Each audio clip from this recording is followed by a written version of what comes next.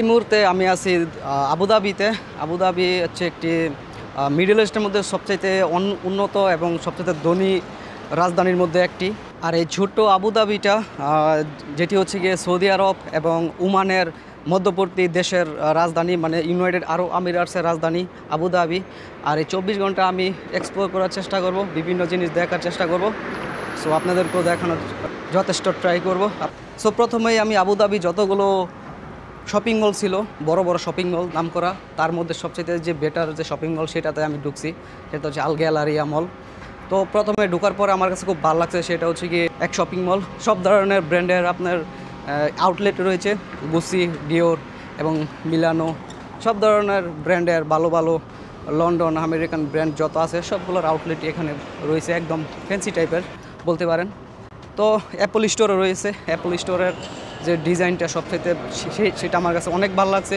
Guys, এটা হচ্ছে Apple স্টোরের অসাধারণ একটা কারুকার্য। দেখেন সিঁড়ি দিয়ে পানি পড়তেছে, একদম রিয়েল ফুটেজ, এটাও খুব ভালো লাগছে। আর অন্যান্য যে ব্র্যান্ডগুলো আছে, ব্র্যান্ডের যে যত জিনিসগুলো আছে সবই ভালো লাগছে।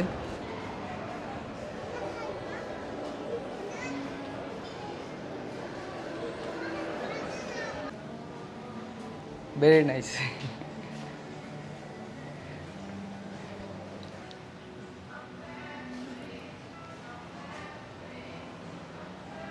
Thank you. আর এটা হচ্ছে কি আপনার গ্যালারিয়া মলের বাহিরের দৃশ্য। বিশেষ করে এইখানে কিছু কনস্ট্রাকশনের কাজ চলছে, এখনও চলমান আছে। জায়গাটা খুবই হাওয়া বাতাস ভাল লাগতেছে, যদিও অনেক প্রচণ্ড বাতাস, হয়তো বা কথা একটু সমস্যা হইতে পারে বুঝতে, তার জন্য দুঃখিত। আর এখনও কনস্ট্রাকশনের কাজ চলতেছে নদীর পাশেই। এরকম নদীর পাশে বিশেষ করে বড় বড় যে প্রজেক্টগুলো আছে সেগুলো করে থাকে।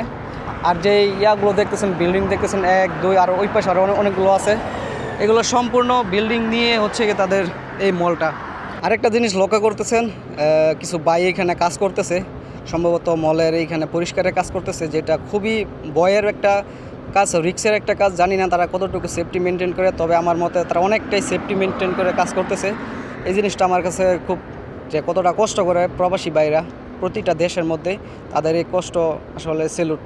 তাদের এই কষ্টের বিনিময়ে তাদের ফ্যামিলি, পুরো দেশটা তাদের উপরে চলে। আর আমিও একজন প্রবাসী, আর আমি এই কষ্টটা আমি বুঝি। সো আমি আছি একটা সিগন্যালের মধ্যে। সিগন্যালটা আমার কাছে খুব ভালো লাগছে, যে রুলসের বাইরে কোনো গাড়ি চলাচল করে না। Red signal and green signal and yellow signal তারা খুব ভালোভাবে মেনটেন করে।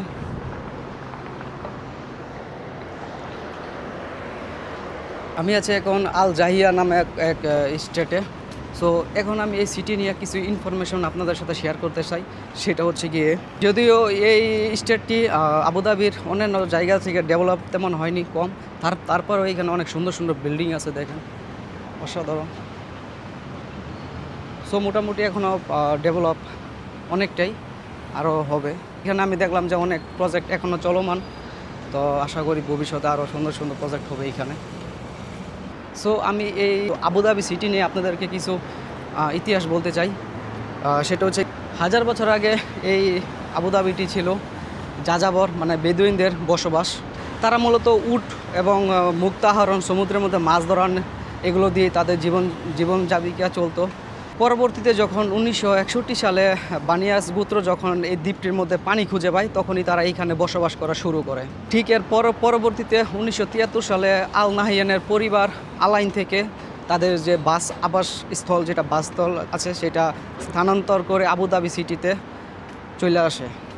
মূলত 19 শতকে ছিল তাদের মুক্তা আহরণের যে ব্যবসাটা ছিল, সেটা ছিল মেন প্রায়োরিটি।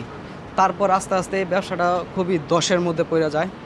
আর এটা বলা যায় এর আসল যে পরিবর্তন, আবুধাবির যে আসল পরিবর্তন হয়, সেটা হচ্ছে 1958 সালে যখন এইখানে তেল আবিষ্কৃত হয়, তখনই এই পুরো আবুধাবিটা পরিবর্তন হয়ে যায়। মূলত 1962 সালে যখন প্রথমবার তেল রপ্তানি হয়, তখন থেকেই তাদের ডেভেলপ শুরু হয়ে যায়। আর আজকে যে আবুধাবিটা দেখতেছেন, এই আবুধাবি হচ্ছে মিডল ইস্টের মধ্যে যতগুলো কান্ট্রি আছে, সৌদি আরব, বাহরাইন, ওমান এবং কাতার, এই সমস্ত কান্ট্রির মধ্যে সবচাইতে ধনী রাষ্ট্রের একটা সিটি বলতে পারেন।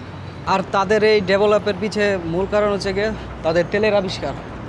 আর শহরের মধ্যে পাশাপাশি কিছু সব দেখা যায় বাকালা নামে, মানে আমাদের বাংলাদেশে যেগুলো মুদির দোকান আছে সেই মুদির দোকানের সিস্টেম হচ্ছে বাকালাগিলা। মজার একটা বিষয় হচ্ছে গিয়ে এই যে বাকালাগিলা আপনার সবই একই নামে হয়, বাকালা হয়। যেমন আমাদের দেশে বিভিন্ন মা বাবার দোয়া, ফিরোজবা স্টোর, মানে বিভিন্ন নামের মুদির দোকান হয়, কিন্তু এইখানে শুধু সবগুলো সেম পাবেন, বাকালা। যেখানে যাবেন শুধু বাকালা নামে এখানে মুদির দোকানগুলো হয়, স্টাবলিশড হয়। হাই আর বাকালার মধ্যে সব কিছুই পাওয়া যায় এখানে। আমাদের দেশের মধ্যে চাল পাওয়া যায়, চিপস টিপস। তারপরে হচ্ছে গিয়ে তারা নর্মালি যে মুদির দোকানগুলো আছে তারা এইভাবে সুন্দর করে আলু পেঁয়াজ বিক্রি করে, পাশাপাশি এগুলো চিপস বিস্কিটও বিক্রি করে। এছে দোকানের ডেকোরেশন। মোটামুটি যতগুলো বাকলা থাকে এই দেশের মধ্যে সবগুলো বাকলার ডিজাইন মোটামুটি সেম হয়। এটা মেবি গভর্নমেন্ট থেকে তারা বলে দেয় যে আপনারা এইভাবে করবেন, আর হচ্ছে কি নাম তো বাকালেই থাকে। আমি একটা রেস্টুরেন্টের মধ্যে ঢুকছিলাম এইখানে, জলেবি মোটামুটি ফেমাস। এখানকার লোকালরা বেশি পছন্দ করে, বিশেষ করে ফিলিপিন্সরা বেশি পছন্দ করে এখানকার ফুডগুলো ভালো প্রাইস অনুযায়ী। এখানকার মানুষের মাথা পিছু যে আয়গুলো আছে সেই আয়ের অনুযায়ী চলে, ঠিক আছে, প্রাইসগুলো ঠিক আছে, ভালো। আর এটি হচ্ছে একটি লোকাল মার্কেট, এখানে সব ধরনের জিনিসই পাওয়া যায়। বিশেষ করে মাছ এবং মাংসগুলো খুবই দাম রিজনেবল প্রাইসের মধ্যে পাওয়া যায়, তেমন বেশি না। আমার কাছে খুব ভালো লাগছে মাছগুলো, বিশেষ করে জাটকা মাছ এখানে আছে, দাম তেমন বেশি না, 14 টাকা কিলো এখানে দেখাইতেছে। পাশাপাশি অন্যান্য যে বিদেশি মাছগুলো আছে সেগুলো ভালোই, তবে এগুলো মনে হইতেছে যে 2 দিন আগে হয়তো বা নেওয়া আসা হয়েছে। এগুলো চিংড়ি মাছ আছে, পাশাপাশি এখানে কাঁকড়া আছে। কাঁকড়া তো আর আমরা খাই না, যারা এখানকার অনেক লোকজন আছে যারা খায়, বিভিন্ন দেশের লোকজন আছে এখানে। আর এখানে প্রাইস দেওয়া আছে, টুনা মাছ অনলি 10 দিরাম, আর তেলাপিয়া আছে 10 দিরাম করে। এখানে প্রাইস মোটামুটি চলে, বাংলাদেশের প্রাইসের সাথে যদি কম্পেয়ার করা যায় তাহলে মোটামুটি ভালো একটা প্রাইস আছে এখানে। রুহু ফিশ দেখতেছে এখানে 10 টাকা করে। রুহু ফিশ আমাদের দেশে প্রায় কত টাকা এখন বলতে পারতেছি না, তবে এখানে আছে 10 টাকা, যা এখন বাংলাদেশে প্রায় 350 টাকা কিলো, মানে 1 কিলোর দাম 350 টাকা পরে বাংলার। সো আপনারা বাংলাদেশে এখন কত টাকা সেটা একটু মিলিয়ে নেবেন। পাশাপাশি এইখানে দেখতেছি যে বিফ মানে হচ্ছে গরুর মাংস, যেটা পাকিস্তানি, সেটা হচ্ছে 21 টাকা করে। আর পাশাপাশি অন্যান্য যেগুলো আছে মাটন, সেটা হচ্ছে 34 টাকা করে মাটন মানে। আর এইখানে হচ্ছে বিফ বনলেস মানে হচ্ছে হাড্ডি ছাড়া যে মাংস, সেটা হচ্ছে গিয়ে আপনার 26 টাকা করে।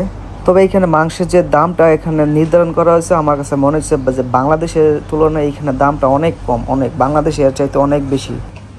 আর পাশাপাশি যে ভেজিটেবলগুলো আছে, শাকসবজিগুলো আছে, এগুলোর দাম মোটামুটি একটু বেশি মনে হইতেছে।